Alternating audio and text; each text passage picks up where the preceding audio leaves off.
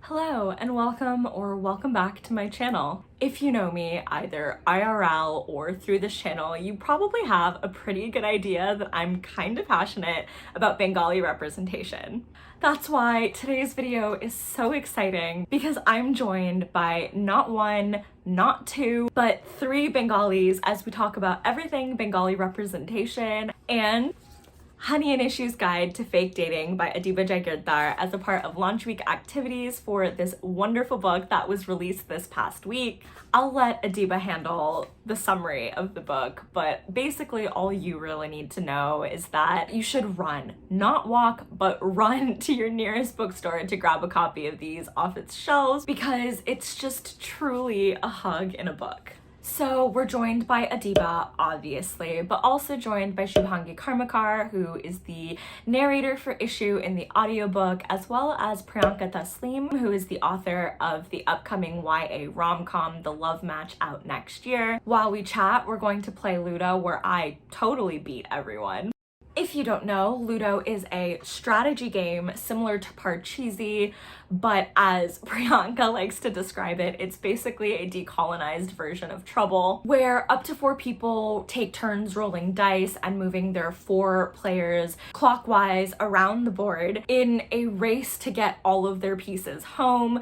There's a lot of rules with rolling sixes and safe spots and eating other players, but basically all you really need to know is that it's a feisty board game that can end relationships.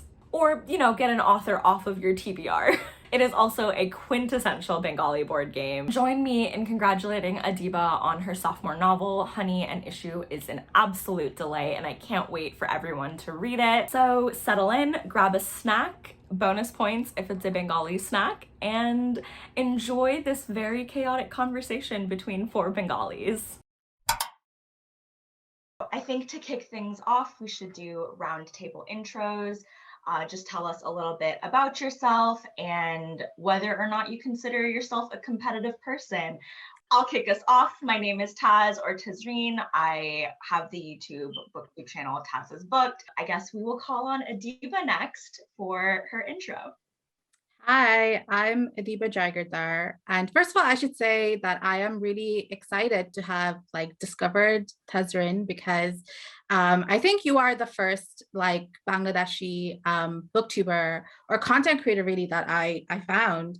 So I'm really glad to have been able to make that connection and really glad that you're here and part of the community. So I am the author of The Henna Wars, and my upcoming book, which is it's not my upcoming book, sorry. It's out now, technically. So that is called Hani and Ishu's Guide to Fake Dating.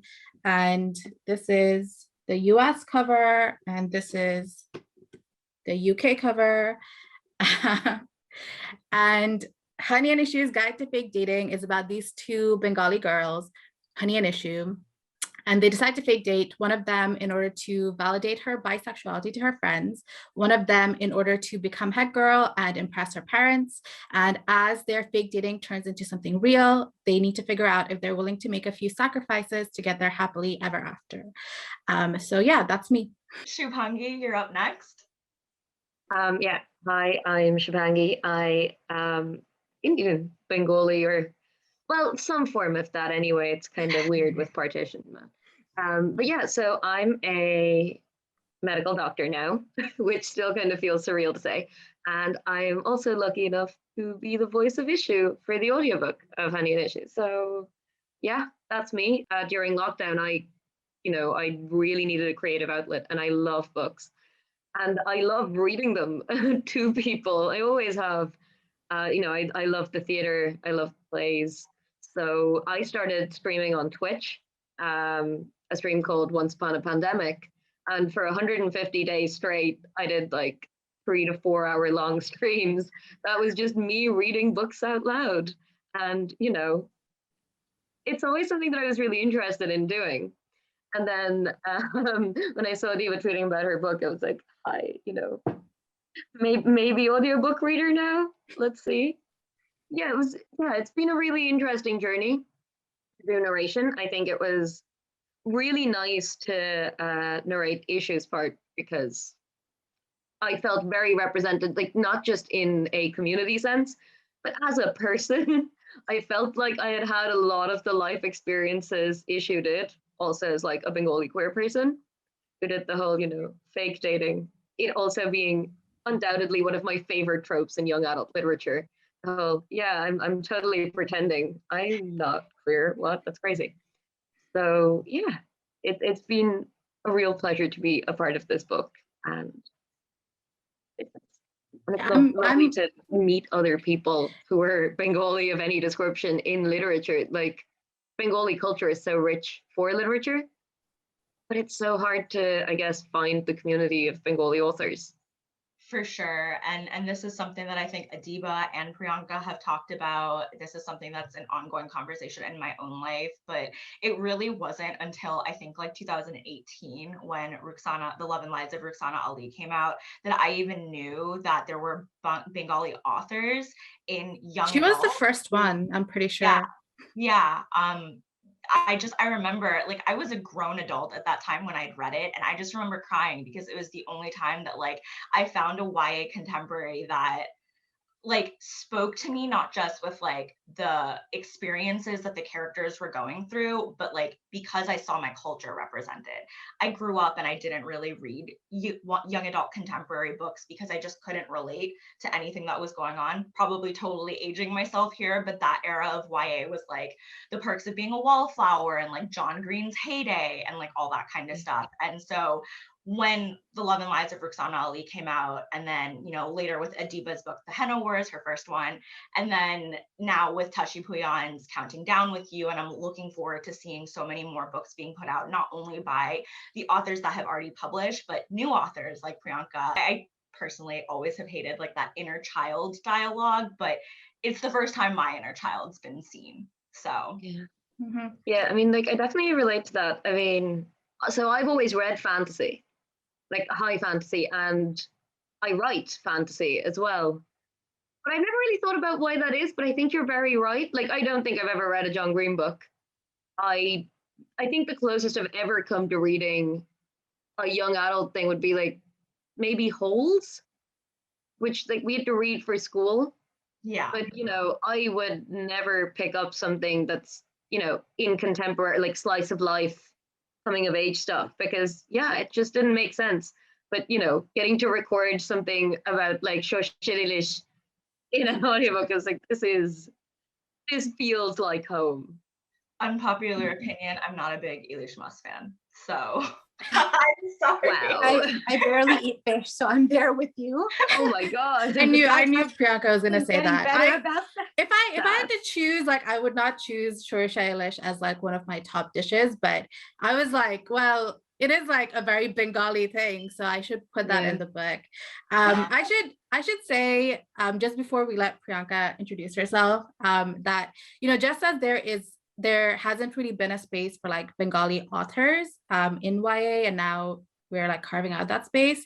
I'm really glad that like Shubhangi is here as a narrator, because obviously when I was looking for, or when my producers were looking for a narrator, both for the Henna Wars and for Hani and Ishu, what we noticed was a real lack of Bengali narrators. And I think Shubhangi is the only person that we actually found. And I feel fortunate because, I know Shubhangi not just from Twitter, like we've met in real life as well.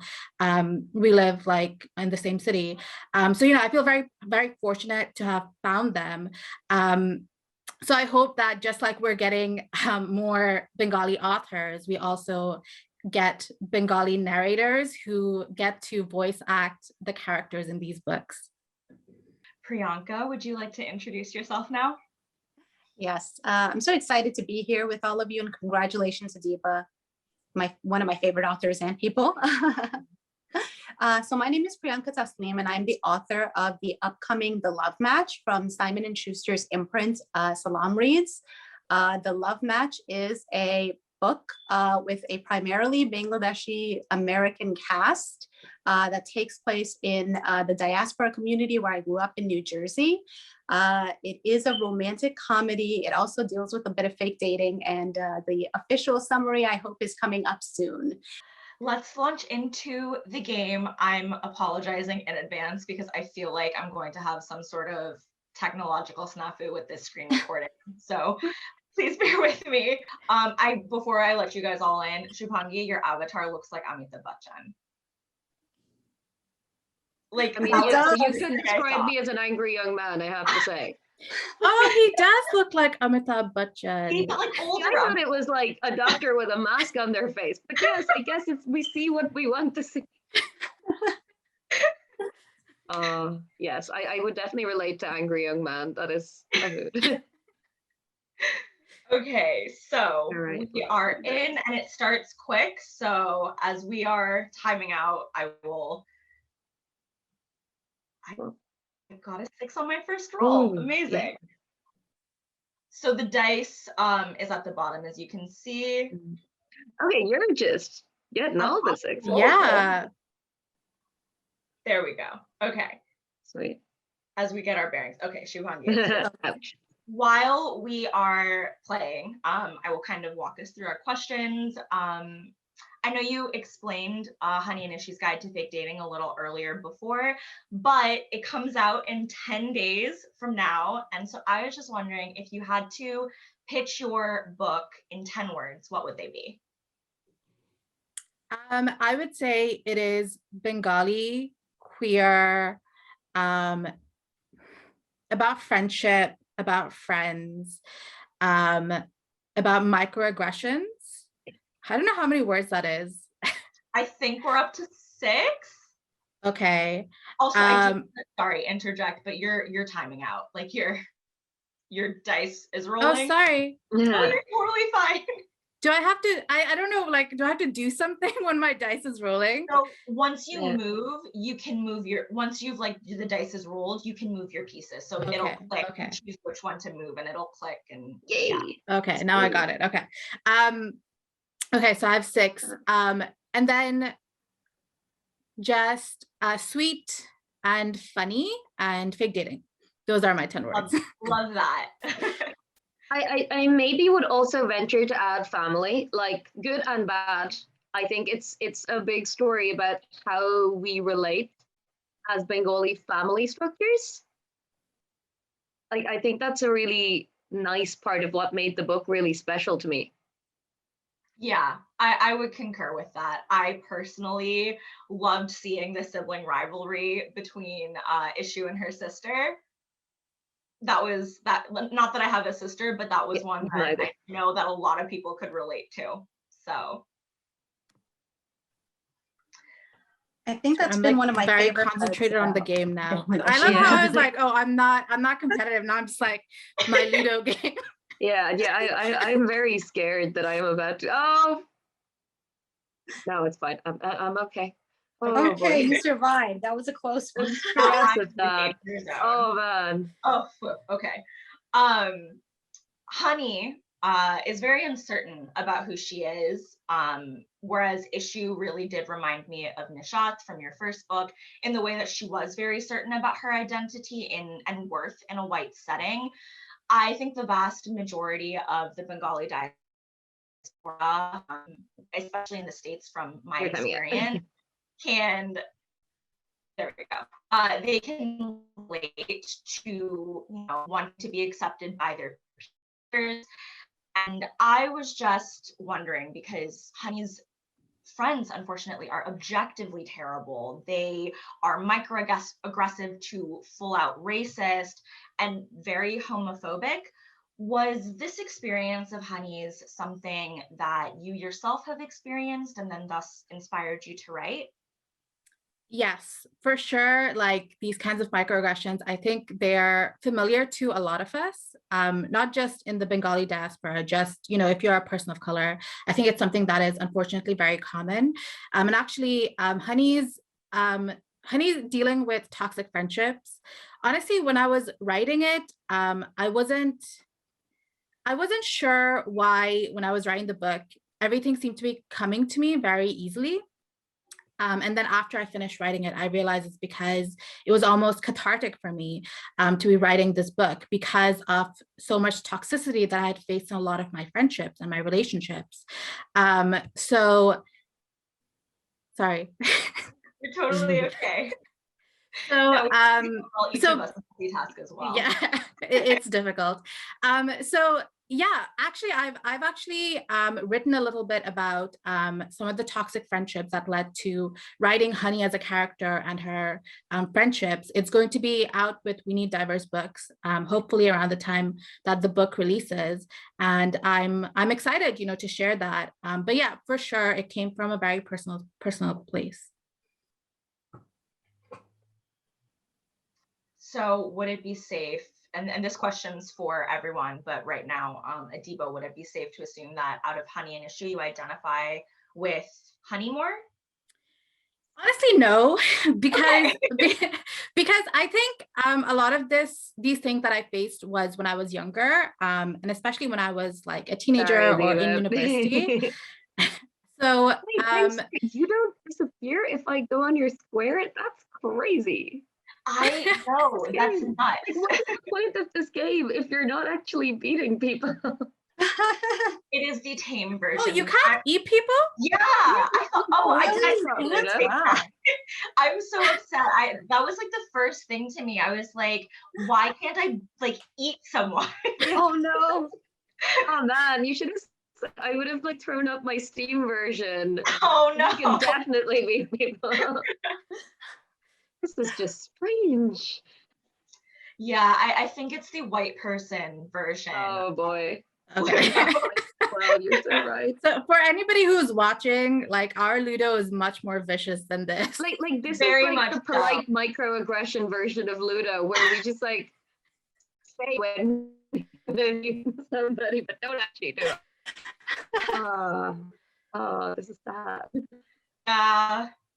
I apologize for disappointing everyone, but this was the best option online that I could find. I didn't realize I don't even know why I didn't check Steam. That should have been the first place I checked. Oh no, I think it was actually oh yeah, there we go. It's another one. I think it was because I specifically was looking for it to, play as like an exhibition of like competitiveness, but also I guess like talking about culture and stuff.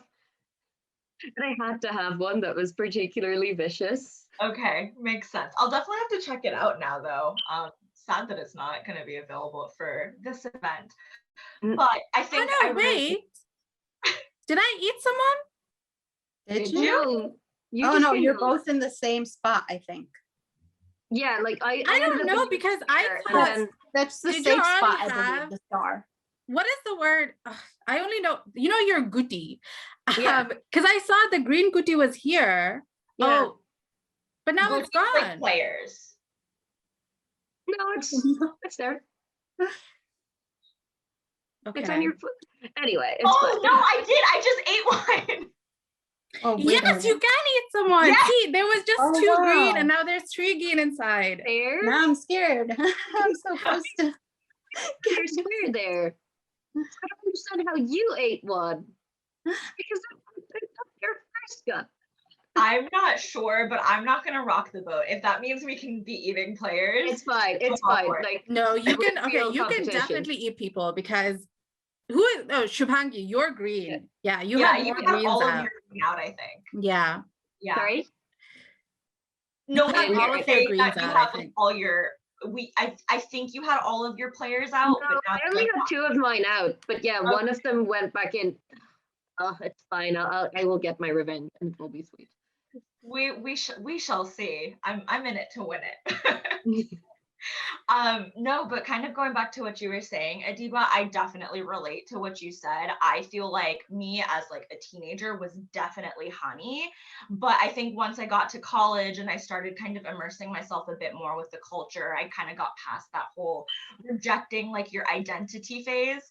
I do see myself as more of an Ishu now, which is why I was so impressed that Ishu as a teenager was so self-aware and self-confident. Mm-hmm. Yeah, I think for me, it's not even that I identify as an Ishu, because I think I always say, Ishu is kind of aspirational for me. She is someone that I wish I was, because she's definitely a lot more snarky and confident than I am. But so I guess I would say I'm like kind of in the middle between Hani and Ishu. It's a good place to be. Priyanka, do you identify with Um, Hani or Ishu? I would say the same thing. I feel like I was more of a Hani as I was younger, and as I grew, I became more of an Ishu. So now I would say I'm like somewhere in the middle. And definitely, I agree with it, Adiba. Ishu is like aspirational. I want to get to the point where I'm like, I do not put up with any of this. Definitely. Shubhangi? Yeah, I think I've always been an issue, and it's not been a good thing. I mean, I don't know, like as much as I'm Bengali, like when I moved to the UK around the same age, like my story is uncannily similar to issues. I moved to the UK, I was like 10, and I moved there like from India with a very Americanized accent because at the time I was in school, I'd just come from school in Austria, and it was all this like amalgam of, I guess, just like also knowing that I was way better. So like I got bullied relentlessly because I didn't apologize for being better. I didn't apologize for, being queer. It's like that's like shit we still don't family, but I didn't apologize for it to other people and I never intended to. So I always felt like if anything, I would sometimes have liked to be more Honey, maybe. But like I actually met a mentee of mine today, and she was like, how are you always confident? It's like, I'm always confident. It's just about being bigger than the threat, There's a beautiful music documentary where they say, this is the part of the song that leads into the bridge, and the bridge is where you just need to seem bigger than the bear that's running at you. And I guess I very much developed like a charm offensive. Like I do have that simmering competitiveness. I do have like issues rage at times, but yeah, I think over time I guess I've become a bit more like Hani, not in the sense that I'm forced to assimilate. Yay, there we go. Not in the sense that I'm forced to assimilate by any means, but I understand how to, and I understand that like it is worth making friends, but just the right kind of friends, like people who actually appreciate you. Sorry, Tezrin. You were so far away. Can I ask, how do I get another piece off my square? When you Like, next roll a 6, I guess. Yeah, you need to make a Okay, 6. Okay, now it's coming back to me. Okay, that's why I can't get a piece out. I'm so sad. Sorry. It's okay. I'll get you back. I'm so excited. Actually, like when I saw that you were coming up right in front of me, I was like, oh, like I can eat her. I just need a 4. Already made the game more interesting. Rigged. You rigged the dice. Oh, sorry. No, why are we co-standing? I don't want to co-stand. So I don't know what the differentiation is. Why do we co-stand versus eating? I don't understand. Because that's a safe space. Oh. Yeah, it's not when I play Ludo. Yeah, there's no safe spaces. When I play Ludo, no, there's safe spaces when I play Ludo, but there's other complicated rules, which I'm glad doesn't exist here. I ate somebody. You ate me? Oh my god. This is what happens when you put all of your pawns out on the board. Like, I'm sure that's a curse. Yeah. It's just like playing yourself every time. Yeah, I like they say Ludo's a strategy game. I'm impulsive when I play Ludo. I'm not a strategy person. Wait, what is the strategy in Ludo? I don't even know. I don't like you could have like fewer pawns on the board. Then yeah, that makes sense. But then sometimes you have to like eat people. That's the only reason why I brought like this pawn out, for example, just to eat Tezrin. See, I mean, like, this is what I love about Ludo, because as far as I can tell, there is literally no benefit. Like, there's no dice rolls, there's nothing. Ludo is a perfectly neutral game of pure chance, not like simulated chance, but pure chance on one die. So, like, you can say strategy all you want, but it's just getting like empty happiness out of nothing. You could implement some sort of strategy in that. Let's say you have a weighted dice. That's not strategy. That's called that's cheating. It's strategic cheating. Well, I mean, non-strategic cheating seems kind of pointless, though. I'll give you that. Now that I've got two of my goodie back in the red home Say that area, in English. What is Guti in English? I just call it Token? I pieces. just call it like your piece. Yeah, Yeah. I'd say. Yeah. Okay. That's what I call it as well. Also, like, I always associate Guti with, like, I don't know, like, what your Ludo boards used to look like, but mine would just be like these, like, discs. Like, they wouldn't be like. No, mine pieces. used to. Mine look like this. Mine look like Alright. this. Mine have like the little, mine are just the little discs as well. I have like this like Yeah. board game that I bought off of like eBay or something, because you can't walk into like a Target and buy a Ludo piece. But anyway, it's like this vintage looking Yeah. Ludo board, and it's just like little wooden discs. Yeah. Like, I only used to play it with the person who broke me up, who's since passed away. But I think, like, when my folks went back home once, they found, like, the old Ludo board that's, like, you know, like, it's ripping at the seams. It's now, like, 20 odd years old. Nice. Really nice. So I guess I have to ask everyone, is Ludo your favorite Bengali game, or is there another Bengali game that you are more of a fan of? For me, Ludo is definitely my favorite Bengali game. As I said, I grew up in like this big Bangladeshi diaspora community. So we were able, it's hard, it's not easy, but we're actually able to like just walk into a little like grocer and possibly find Ludo. So that has happened before. I think it was during Hurricane Sandy, and we had a lot of power outages, and my dad just went out and bought Ludo, and we would just like play in the house. And then the last time I played was also when my cousins from England came, and he was also able to just like go out and find a Ludo board, and it was just a lot of fun. So I would say this is, especially because I'm not athletic, which Adiba knows. So this is the perfect game for me. What are some other Bengali games? I'm trying to think. If you'd asked me a couple years ago, I would have said carom board. Carom board is king. It's so good. But Yeah, like, I've never felt like you can't really simulate carom online at all. not at all. Like, it's not even like, you know, fake pool or whatever. Sorry. Very kindly brought some food because I haven't eaten food yet today. Is it custard?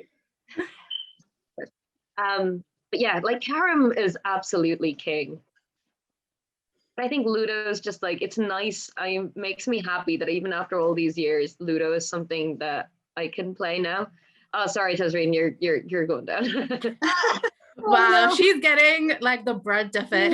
I am offended. This is a personal attack. I mean, look, you asked for competitiveness. I did. I suppose I can't complain too much. I'll still complain though. I don't know if you've ever watched Star Trek, but you're like a red shirt right now. It's your destiny. You're red. You have to. It's not. No. I have to get one piece back home. I have to. Another Bengali game that I grew up really liking, but like I was really little when I really liked it, but it was Kabaddi.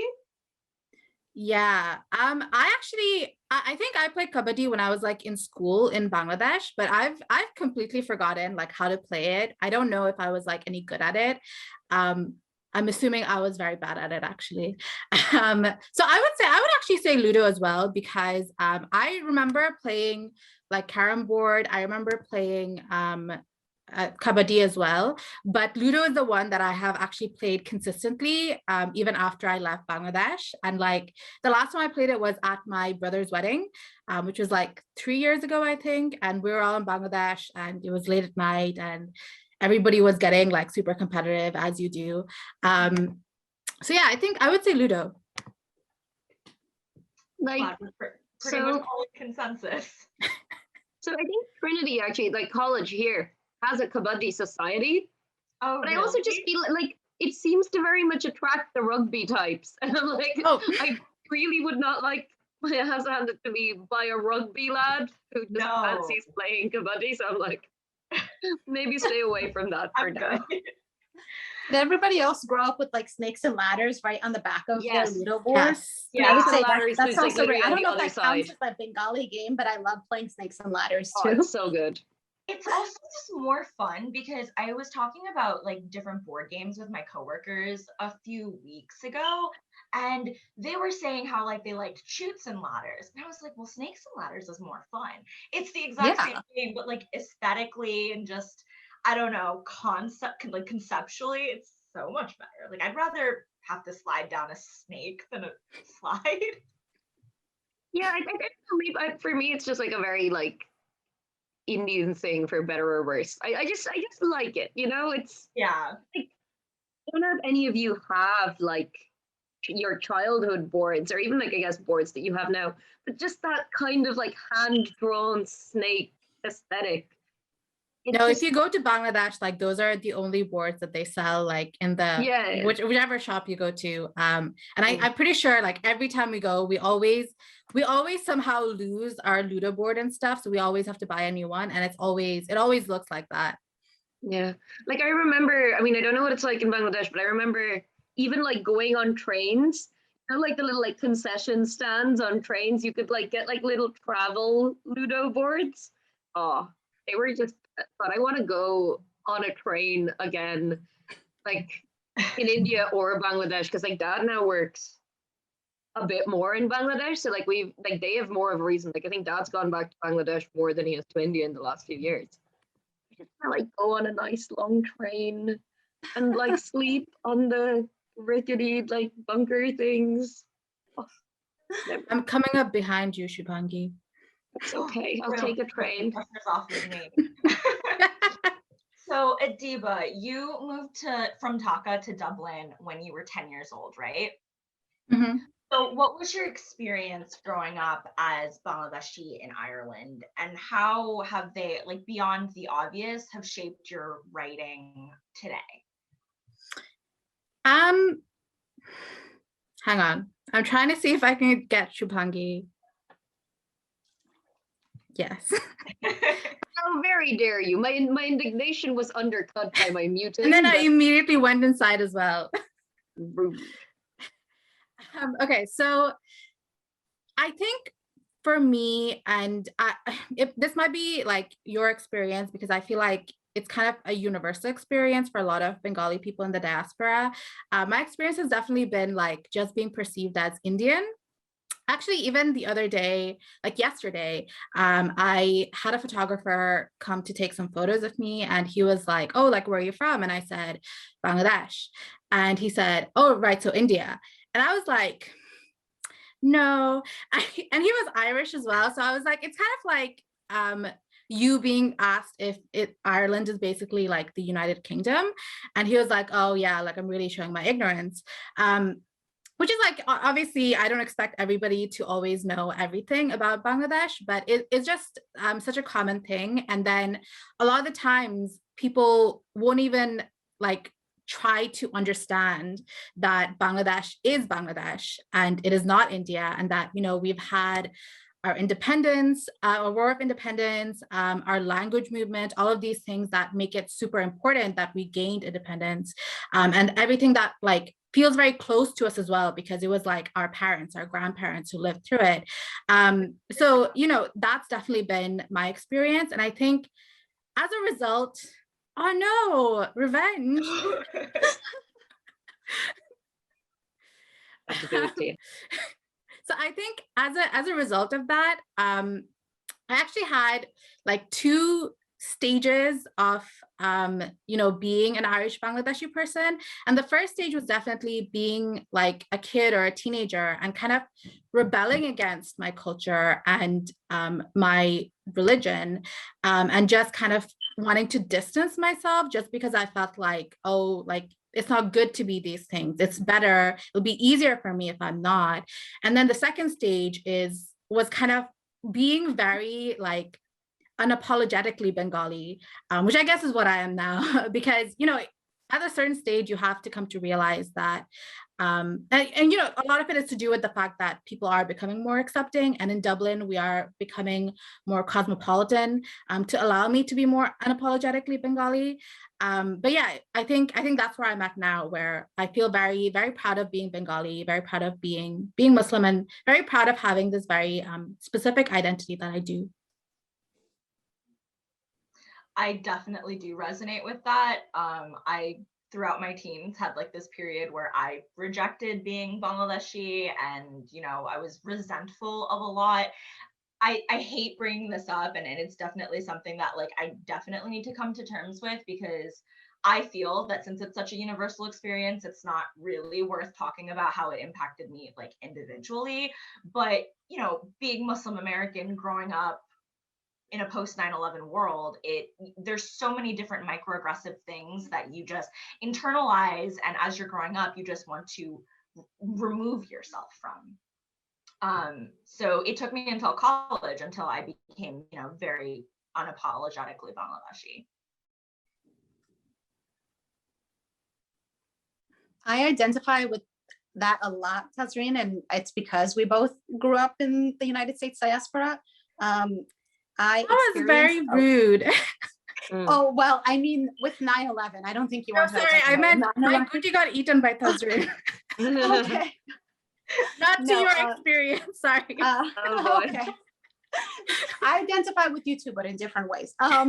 Yeah, so like growing up post 9/11, I experienced a lot of bullying. So even though I grew up in a big Bangladeshi diaspora community where a lot of my peers were Bangladeshi, I really felt like I couldn't like fit in because a lot of them were the children of immigrants, and I was born in the US. So I was kind of like torn between the two worlds, and I didn't feel like I fully fit in with the kids who had just come from Bangladesh.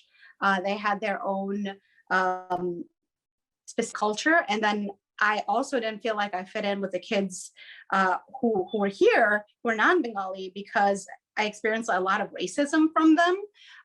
So I escaped into books a lot. And because books were not representative of me, I did spend a lot of my childhood, wanting to be like the white girls in the books and, like have adventures and romances and whatever. And then when I went to college, that is also my experience. I became more proudly Bengali. That was the point where I actually started writing Bangladeshi characters. And I think that helped me close the gap and identify with my culture more. And that's basically when I decided, like, okay, I'm going to write the main characters that I didn't see. So now I'm going to get to write, Bangladeshi girls who get to experience adventure and magic and romance and whatever else. So if other people aren't doing it, now more people are, thank God. But if other people aren't doing it, I will do it myself. So that's been my experience.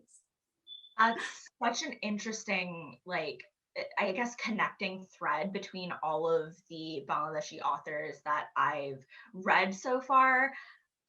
All of three authors that are currently published, but all of them have said that they are writing for their younger selves. It's very much the mentality of, well, I didn't have it, so I'm going to create it.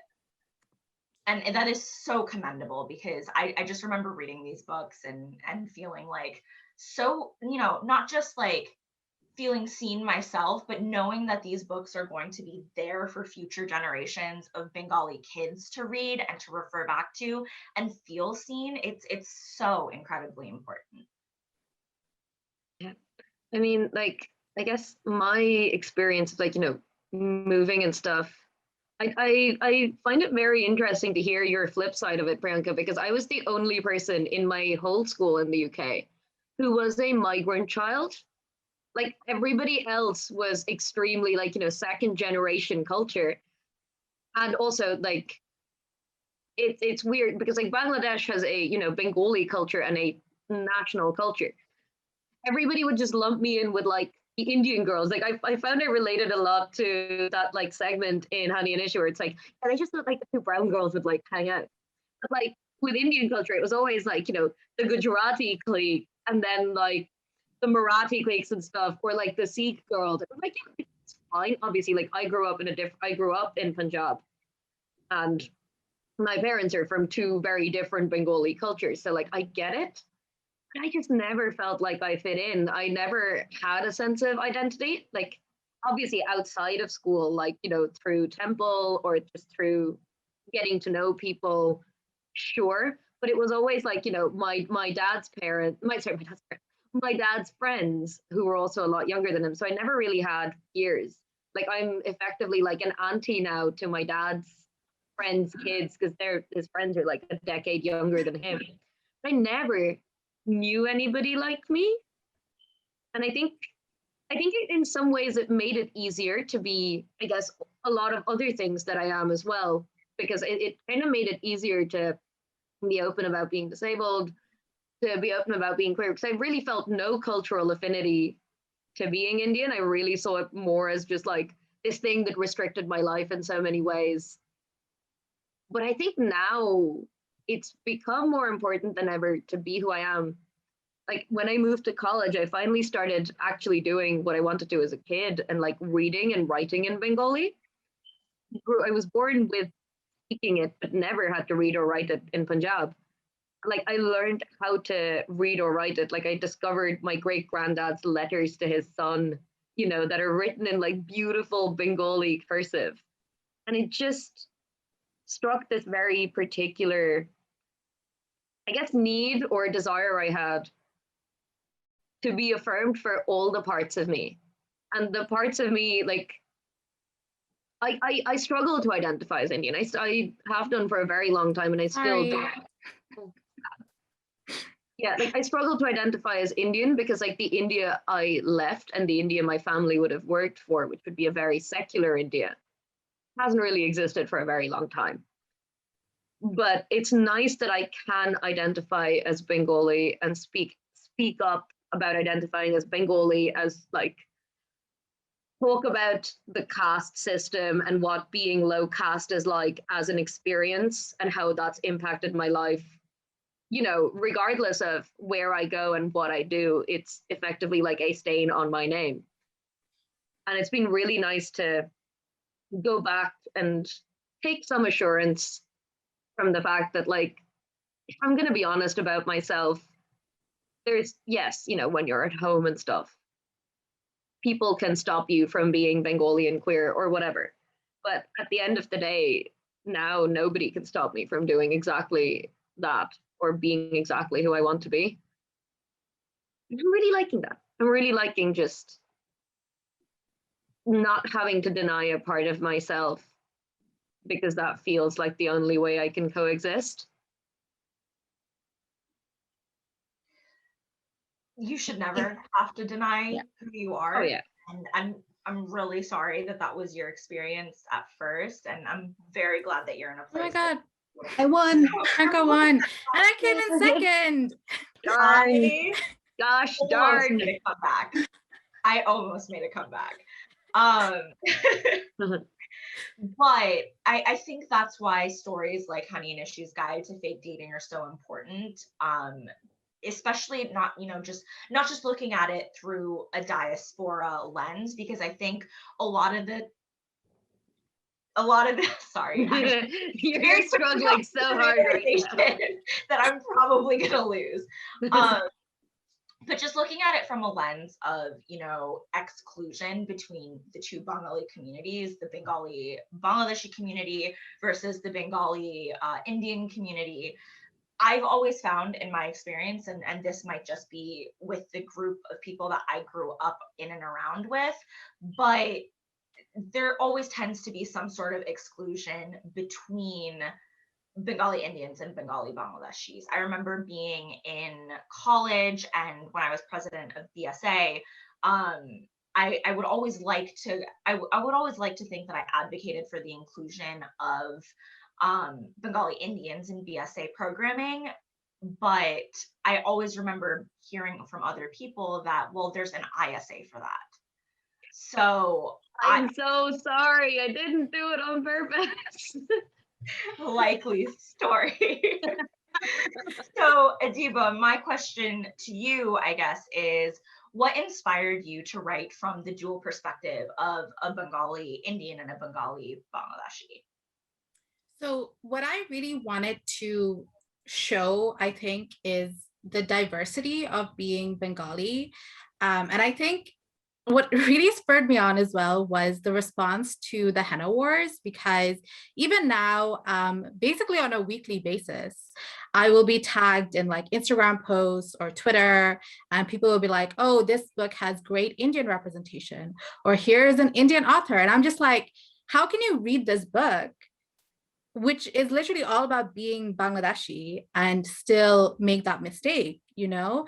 Like it's like I couldn't even be more obvious about it. The only way I could be is if like it was like the Bangladesh flag on the cover, and it just said, this is a Bangladeshi book. So that just like really, really frustrated me. And obviously like my experience growing up and always being called Indian, and for people to not really have the nuance of what that might mean. And then of course, then if you're like, oh no, I'm not Indian, people might be like Pakistani because you're Muslim. And that's obviously like an even bigger thing, because Pakistan was, you know, there are oppressors until very, very recently.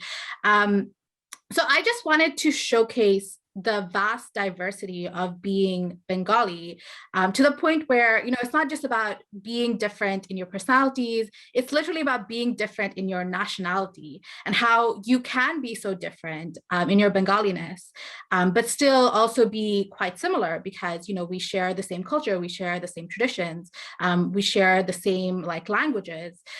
So that's really what I wanted to show. That's really where the book and these characters came from, just this desire to make Bengaliness into like something that Oh is my God, nuanced. we're neck and neck. This is evil. No. Jamie. That was cursed. That was so close. Congratulations, Priyanka, for a Thank you. well-deserved. Thank you. Nobody ate me. Thank you very much. Your book is still on my TBR, don't worry. Thank you for that. Very graceful. I can lose with dignity. No, I really do love that you make that distinction in Hani and Ishu very, very well, between how they're both Bengali, but because the difference of nationality, there are certain things that they're not aware of about each other. Knowing that there are political tensions between West Bengal and India, and in Bangladesh, and between Hindus and Muslims respectively, did that change your writing process at all? Did it change how you approach topics? Were you more cautious, for example? I'm afraid to like put words into your mouth, but if it changed your writing process at all, I'd be really interested to hearing about that. I don't think it really did change my writing process, just because growing up, and even here, I noticed that, you know, we have a Bengali community here, and honestly, more specifically, a Bangladeshi community. And in our Bangladeshi community, I've never really noticed like a divide between like Muslims and Hindus. You know, one of my parents' first like friends here was actually Bangladeshi Hindu, and you know, they were like super close to us. We bought houses like next to each other. My little sister and their kid were like best friends. So for me, like I never noticed like a divide. And I think, I mean, I could be wrong, but when I was younger, I feel like that divide wasn't as apparent as it is now. It's definitely gotten like much worse, much more like extremist in recent years. You know, I went to India when I was younger. I went to like Kolkata and stuff, and I noticed like the differences between, like, for example, I speak Shuddha Bangla, and even though, you know, in Calcutta, people speak Shuddha Bangla, but it's still somehow different, even though it's the same. And that was something that really like stuck out to me. And also I remember when we went to visit the Taj Mahal, and so I don't know if this is still the case, but at the time at the Taj Mahal, if you were Indian, you had to pay less to go inside. But if you were not Indian, you had to pay more. So we were like, okay, like we're Bengali, we're gonna go up, we're gonna like speak our Bangla, and they won't know that we're not Indian. But it didn't work. They could tell that we weren't Indian. So for me, again, that was really interesting to kind of see like the really small ways that you can notice, you know, our differences. But yeah, I wasn't thinking about it, because for me, like there's just never really been a divide. You know, I know Bengali people, like Indian Bengali people, I know Bangladeshi people, I know Bangladeshi Muslims, Bangladeshi Hindus. I've been fortunate enough to kind of know people from all of these different places with all of these different identities. So that's kind of what I was thinking about when I was writing the book. That's awesome. And so interesting to hear about, because I think, kind of like I alluded to earlier, that like wasn't my experience in where I went to college and where I grew up. There wasn't a lot of inclusion of the other Bengali communities. So I'm glad to see that across the pond that is the case. To be fair, I mean, I think I should point out that being like, I think we have more diversity in Dublin now than we did when I was younger. So in my school, there were no Indian people. In my entire school, possibly, definitely in my year, there were no Indian people. There was one other South Asian person, and she was Pakistani. And in my university, we didn't have like a South Asian society until my last year in university, when they created something called INSOC, I believe, and it was only for Indian people. And that annoyed me, because I was like, you could have gone the extra mile and made it like South Asian society and just been much more inclusive. I think that has been my most common experience of exclusion, that a lot of the times things will just be Indian this, Indian that, and never be inclusive of other South Asian people. Yeah. And like, I think it does a disservice, because like, I do think there are like differences, I guess, in like the Indian Bengali and Bangladeshi Bengali communities. Like, it came up in when I was recording Hani and Ishu, because like Ishu calls her parents Ammu and Abbu. I don't think I've ever met an Indian Bengali person who calls their parents that. Like, we use Ma and Baba. It's just like never something, but I would never have noticed unless it was in the book. That like maybe that's just like a difference of like culture or interpretation. But like, as I said before, like I don't feel nearly as close to being Indian as I do to being Bengali, because it's really hard to feel close to like being a continent. And like our Indian society in Trinity, it's not gonna lie, it's always about the Gujarati festivals. You know, like even if we do like Pujo, it's always like we have to go to like in the UK, we have to go to like the Navratri things rather than like the Durga Puja things. Like now, I think the last couple of years they've started, like setting up a temple. But it's really hard to feel part of an Indian society, and like the cliquing and the caste and everything that comes with it. Whereas like, with my dad's Bangladeshi friends, like growing up around them, I've never seen it matter there or in like that community when I've been a part of it. Whether you were, Muslim or Hindu, or like even like in the Hindu community, like what caste you were or whatever. I've never felt like the sort of hierarchies and stratification mattered as much. So yeah, like it's a real shame that I don't really know if there is a like, as in, I've not had much exposure to a Bengali community here. But I do always, like, literally today, I went to the Bengali shop. But I always just find myself, like, even with like the Asian stores, just returning to the Bengali shop and stuff, because it's just so nice to hear a few words of Bengali and just share that with people. That's something I find, that I feel like whatever divide might exist in other parts of South Asia, I think Bengali people always kind of go back to Bengali people. And I'm not sure why that is. It might be because of like our history, which is obviously like very recent. But I think our history and like the pride that we feel like for our language and for our culture, that just really connects us, and it just keeps bringing us back to each other and kind of eliminates some of those differences. Definitely. I remember visiting London a few years ago. Do you remember traveling? That was a few years ago. I was in London, and we were just doing like the Trafalgar Square, like touristy stuff. And my dad was obviously talking to us in Bangla, and someone was like kind of like walking past us on the street and like stopped and started talking to us in Bangla because he overheard like our conversation. I remember feeling really weirded out at the time, because I was just like, we don't know this person, like this is weird. But as I got older, I really came to recognize that's just like that, this innate desire to always find your way back to Bengali people that our parents especially had, and I'm growing up to find that I really have that as well. Really relate to kind of going back to a Bengali shop and just listening to like those few words of Bangla, because I live apart from my family right now. You know, I moved out after college for grad school and now I'm working, and I have one other Bengali friend here, and she's Bangladeshi American, so we have a very similar experience.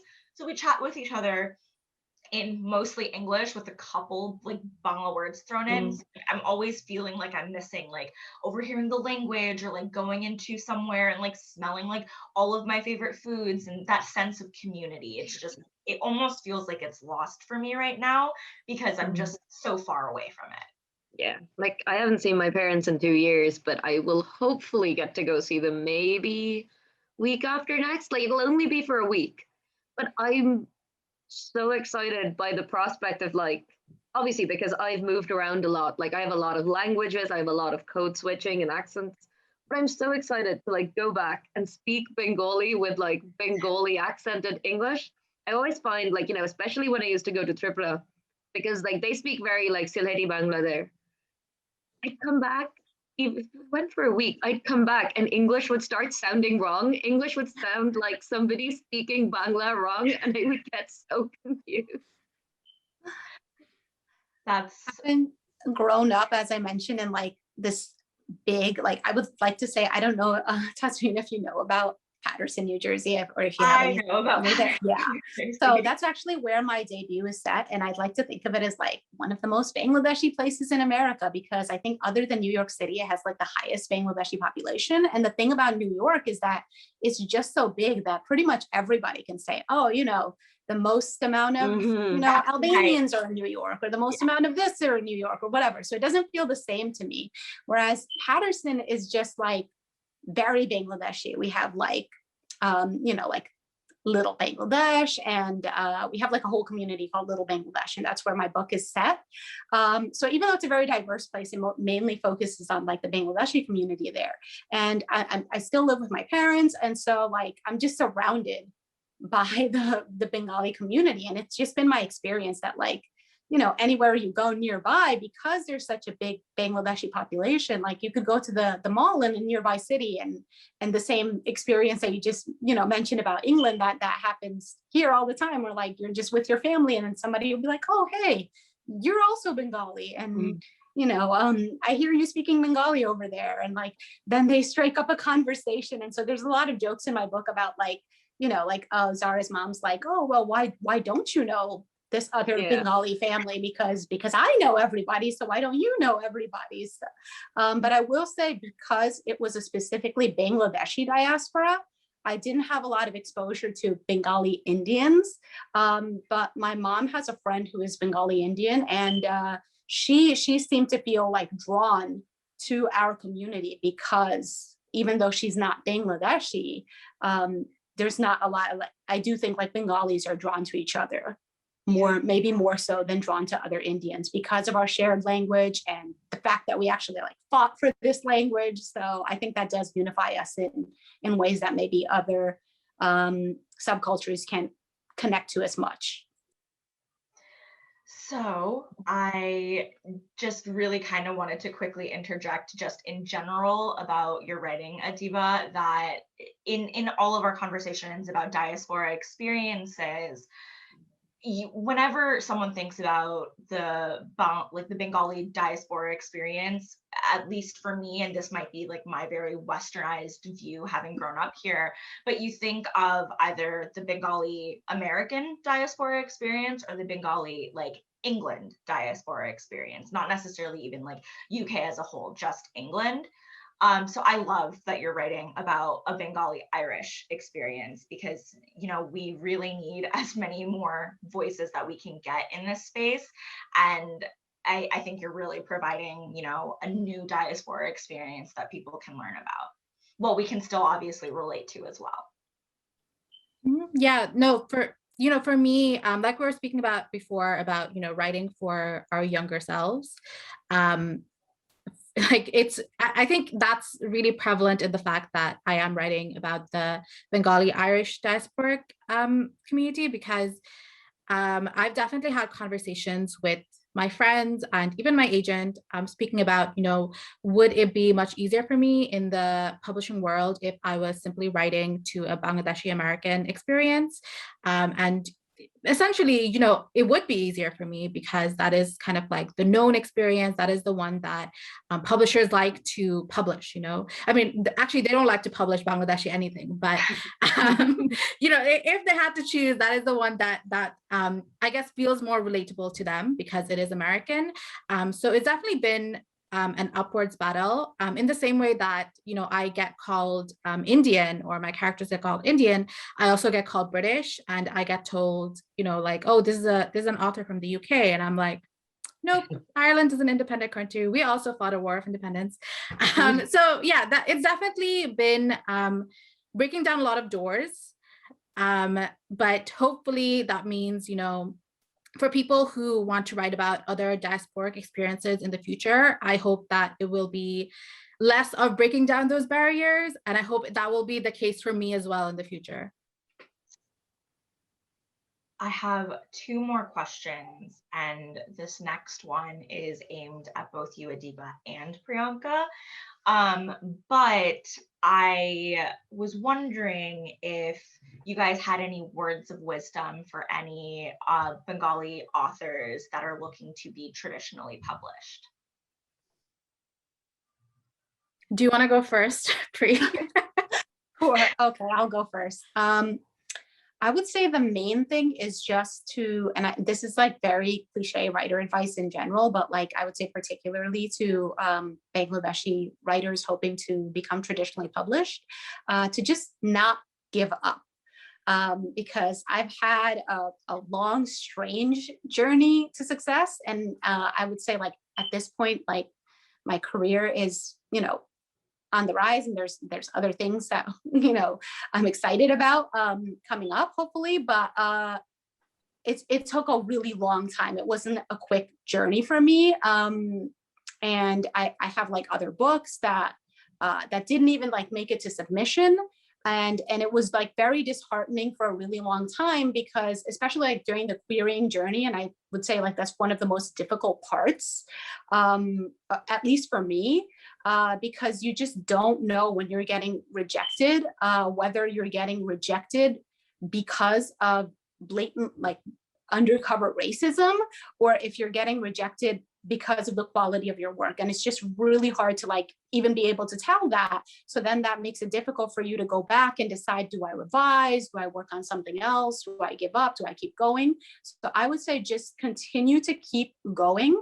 And then once you get past the querying stage, just be very careful about who you query. I don't want to scare anybody, but it's really important that you have a champion who understands and doesn't try to make you be less of yourself, because that's what made the submission process easier for me, knowing that I had a champion on my side who would support me and who had never tried to minimize my culture, because I can name at least like one rejection that was like, oh, this is great, but like there's just a little bit too much nuance here. And that word nuance was just very heavily coded, because the book that I queried, that I eventually signed with my agent for, started with this like big Bangladeshi wedding, which is just such an integral part of our culture.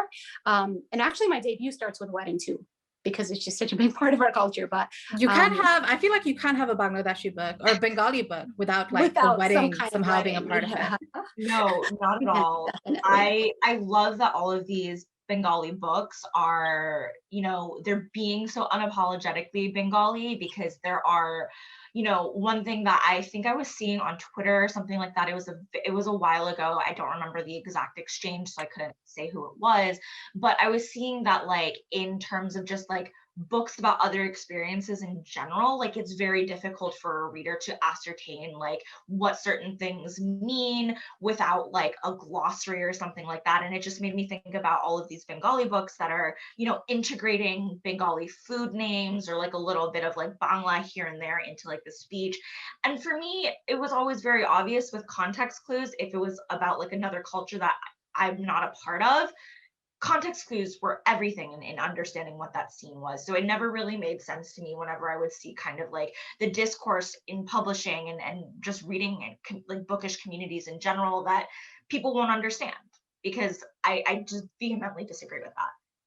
Yeah, and also, I always say sometimes it's not for you, you know, like especially in Honey and Issue, there are like I think there are times when Issue or her parents, they say like entire sentences in Bangla and it's not translated, and I don't know if there are enough context clues there for people to fully grasp it. There are some, but for me, it's like if you don't understand it, that's okay, because that's not for you to understand. Like you still understand the book, you know, you're not missing out on a huge chunk, but this is something for Bengali readers, and that's okay. They can have something just for them.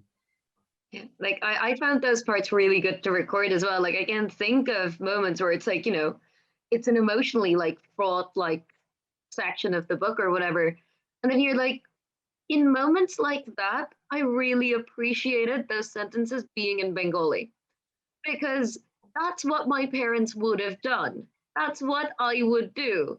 You know, I wouldn't have responded to that in English.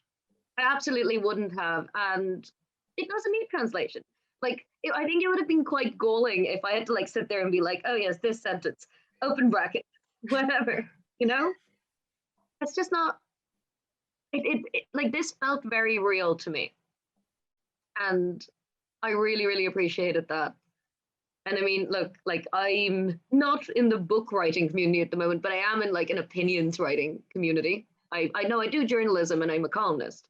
So when I write, I know that the way I write is influenced by how my granddad used to write or how my mum used to write as an academic.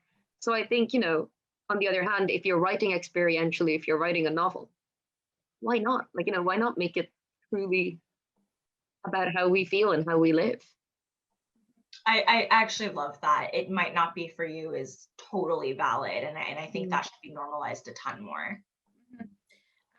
In terms of advice, I would obviously second everything that Priyanka said. And honestly, like me and Priyanka have known each other since before we had agents, since before we had book deals. And, you know, we've been supporting each other in trying to write, trying to get those agents. So I know, like, for both of us, there have definitely been like very difficult moments. There have been moments where, you know, we've queried agents and we've gotten microaggressive responses. And, you know, we've had to figure out how to deal with that and how to kind of push on. So, you know, don't give up is definitely like one of the major things. And I think not just as a Bengali, but as a person of color in publishing, I think it's one of the most difficult things, because you do come up against a lot of microaggression, not just from publishing. Like I've faced microaggressions from readers, as I've said, and it's always a thing. And there are definitely times when I send like 7-minute voice notes to my friends, like talking about how annoyed I am about something like very minuscule sometimes. I think, you know, the important thing is don't give up. Find those friends who will support you and who'll be there to listen to your venting.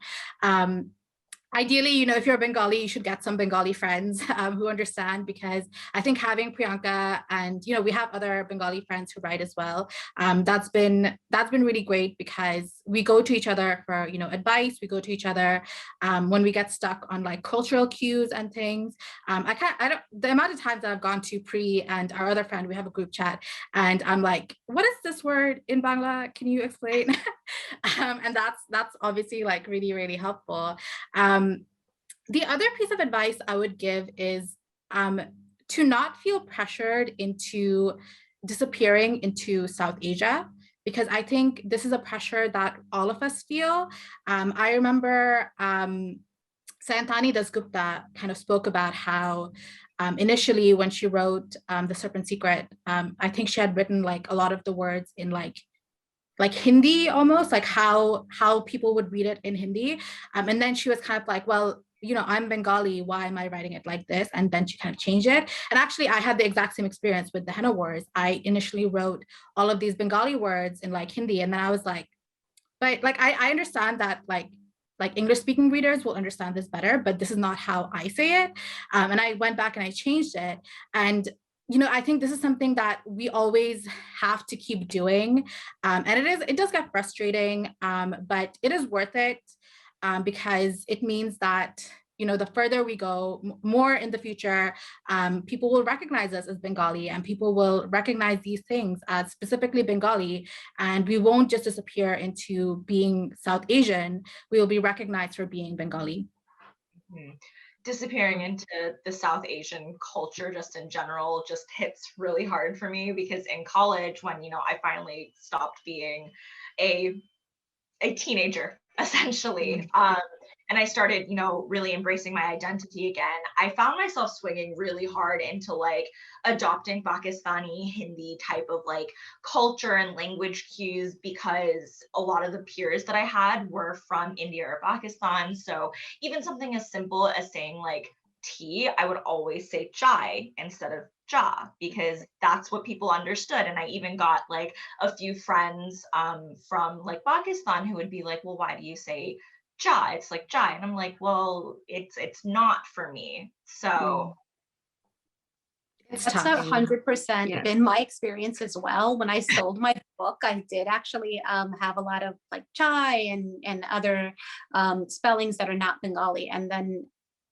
as soon as I sold it, not that I was trying to scam anyone or anything, it was just that I did worry that editors would be like, I thought it was called chai. I did actually go back. So actually, because my protagonist friends are Pakistani, there's like a lot of discussion of like, you know, this is how they would say it, this is how I say it, and it's not the same and it's different. So I'm hoping that that is something. I hope readers don't just pick it up and be like, okay, why is she saying chai in this moment and chai in this other moment? Because I do think there's like a connection between diaspora that doesn't necessarily exist when you go back home, because there's so many tensions, and you have more unity with, for example, Pakistanis or Indians in the US, because there's that shared diaspora identity, but we're not the same. And I do think that there is a temptation for some writers to disappear into that general South Asian culture and just take like cues from South Asian books that don't necessarily always apply to us. So I think that that's really great advice. to wrap up our thrilling Ludo game and interview Q&A, kind of bringing everything back on a lighter note, I really enjoyed all of our diaspora conversations, and I sincerely hope that, you know, I know you guys are all going to be continuing on this conversation in your respective circles and online. But as we all know, a cornerstone of Bengali culture is food. So I was curious as to what is your favorite Bengali dish and why, this is key, why is it superior to all others? Adiba, do you want to kick us off? Yes. So, okay, this is such a difficult question because there are just so many Bengali foods that I really love. Initially, I was going to say biryani just because obviously like you have so many different like types of biryani. It's like a very like celebratory food, so it feels very fitting. But actually what I'm going to say is, and this is going to be controversial, I can already see like Priyanka and the way she's going to react, I know. I'm going to say khichdi, because for me, you know, khichdi is such a comfort food, and it really reminds me of Bangladesh and Bengali, and or being Bengali, and it reminds me of like being in Bangladesh and it being like a rainy day, like it's monsoon and you know it's raining, and my grandmother like makes khichdi, and we're all like eating khichdi with like dim bhaji and stuff, and for me like this is just so comforting. So that's what like khichdi brings me back to. So even though, you know, I might not eat it as often, maybe, I think like it is one of my favorite Bengali foods. And yeah, it's very warm, it's very comforting. It really reminds me of home. Priyanka, do you want to refute that and say what yours is? I think we've mentioned this before in other videos we've done together, but like our group chat that Adiba mentioned earlier is even called Khichdi Wars, because like we all have like such differing opinions on and in Silati like it's pronounced Kisuri. And I actually just came off like 30 days of eating kisuri because, you know, it's like the classic like iftar dish of like, oh, you haven't eaten all day. Here's something nice and soothing and comforting. So I don't hate kisuri. I really do think it is a comfort food, but I don't love it either. And this is just a really hard question because there are so many good Bengali dishes, I think. Picked it especially because it's a hard one. Actually, like I've heard from other, not just South Asian, but like Middle Eastern people sometimes that like, oh, you Bengalis are just like such good chefs. And some of the like, I think the first like diaspora restaurant, Indian restaurant that opened was actually opened by a Bengali chef. I don't know if he was Bangladeshi, but Bengali chef in England, the Hindustan Cafe or Hindustani Cafe, something like that. So I would say a comfort food for me, which we Silatis call aloo sapni, but I think other people call it aloo borka, is that's a comfort food for me. Like, I love aloo sapni. In desserts, I love rasmalai. That's like my favorite dessert ever. And I think it's going to be, I'm not 100% sure, but I think it's even mentioned in my like cover copy. So I'm excited for that. And I know like that's like a very Bangladeshi dessert. I would say those two things. Shubhangi? So yeah, like I love khichdi, I love like dal bhat, you know, like something really basic. Or like if you do like aloo bhatta with just, you know, like boiled deem, it's just the kind of stuff that like makes you feel right at home, like right in your feelings when you're just having one of those days. And it's so simple to make as well. I love those because like the person who brought me up, like, you know, before she passed away, there's like about 3 things that she taught me. And it was like dal bhat, and yeah, like aloo bhat and stuff like that. And like when it rains now, if I'm home, like dad still makes khichdi. He makes it really nicely with like begun bhaja and like everything. I think like with khichdi, it's just like I can't make it my favorite food because if I could have one thing I would eat every day, like if you only enjoy khichdi on a rainy day, that's literally every day in Ireland. So I think that's a bit overwhelming. It has to be when it's raining a lot, I guess. You have to like figure out like something. torrential downpours only. Type weather. Friends are in Manchester, so it also rains about as much there as well. I just think, like, I love Shoshelish, but that's because I have this platonic ideal of Shoshelish in my head. It's how the person who broke up is to make it. Like, I remember a few years ago, when like my parents got some health news or whatever, and dad, you know, started like he already swaps out everything for healthier options, but instead of, you know, just making like a nice oily shoshelish, he started thickening the sauce with like yogurt or something. He's like, this is healthy now. And I was like, I don't want it. Back to the way it used to be. I'm genuinely scared that he might not. I'm scared that I might never get to have like the platonic shoshelish of my childhood again. Which is why I just like, it just has that space in my heart, you know? If you ever make your way to Boston, I will learn to make it for you. I love Come cooking. to New Jersey, my mother will make it for so you. much. Please, yes, I will come visit you in Boston and New Jersey. Like in 2019, when I got better after a while of being ill, I said to myself, you know, every year for a week, I will go to America, like whether that's Nevada or Houston or, you know, New York, either like diaspora things or just other parts of my life and work I enjoy. And of course, like the last time I went was November 2019, and then COVID happened. So yeah, as soon as I can, I'm on a plane over like now. Sounds good. I relate to everything you guys are saying though, because like I was thinking about this, and obviously because I set the question, and I was just like, like there's so many good foods, like this is an impossible question. So I was really curious to see what you guys would say. But for me, I was probably honestly going to go with like a dal bhat aloo parta combo. Nice. Because one, like I can eat that every day, no problem. It's just so good to me. And it has to be like the bakla dal. Like it can't be Yes. it can't be thick. It has to be bakla dal. And it's funny because anytime I go home to visit like my ammu and my abbu, my mom is always just like, "What do you want me to cook for you?" And I'm always like, "Dal bhat aloo parta." And she's just like, "That's it?" I'm like, "You can make other things, but that's what I want the most." It's just I love it so much, and it just reminds me of home and like family. So yeah, like I I want to put in like fulgopi as a strong contender as well. That might just because I like cauliflower, but like like fulgopi aloo, or like patla dal. Like I'm sorry, but patla dal is just something that you only get in Bengali cultures in India. Like I can't order dal from any restaurants. I will never order dal if I'm like ordering Indian food because it's not Bengali dal. It's some weird gloopy monstrosity that I do not want. But yeah, like patla dal, a nice fulgopi. I'm really glad I'm someone gonna make my mentioned parents make me all of this. dal.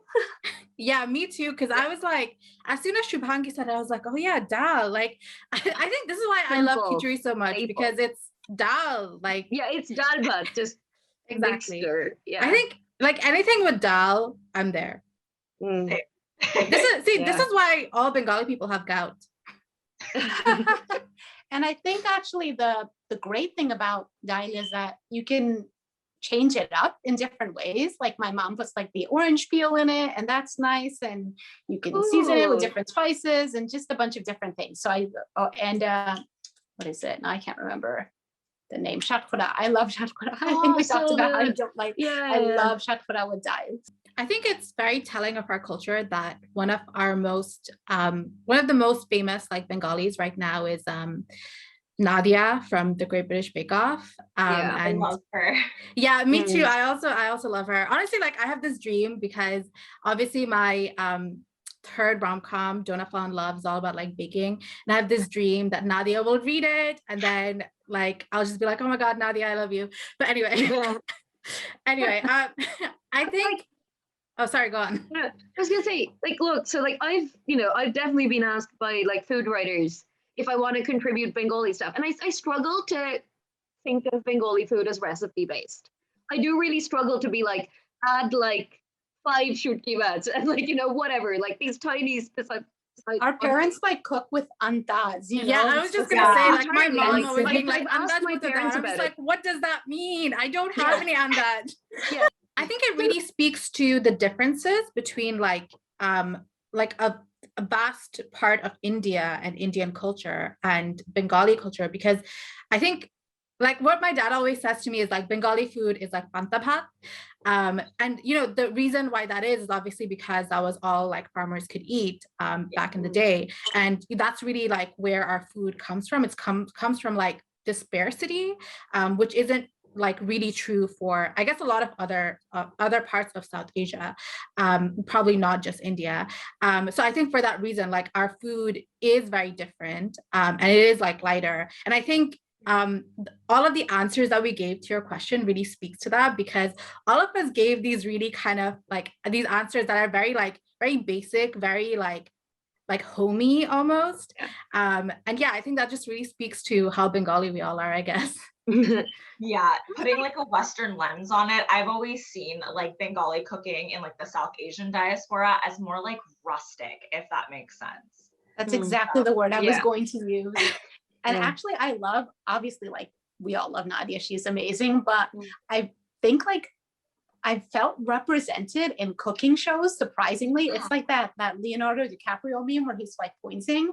That's how I feel like every time a random Bengali or Bangladeshi pops up, because I feel like I see us a lot just compared to like you know, in other places, just popping up in cooking shows. I remember seeing like a Bangladeshi kid on MasterChef Junior, and then there was another Bengali, but he was like West Bengali, who came on Great British Bake Off, and I was like, just like, wow, there is really like this unity, this shared culture of food. I think that we all have that maybe other South Asians don't have as much. I don't know. I think like, so they probably think, I mean, for slightly sadder reasons, well, quite sadder reasons, but I think like the way our food has evolved is also like evolved out of necessity. Like Bengal was subject to a famine. We were subjected to a manufactured two famines, right? Because we had a famine in Bangladesh after independence as well. Yeah, which I think is like probably evolved, like, yes, obviously, like we have a very different flavor palette, but I think it's also like, as you said, food out of necessity.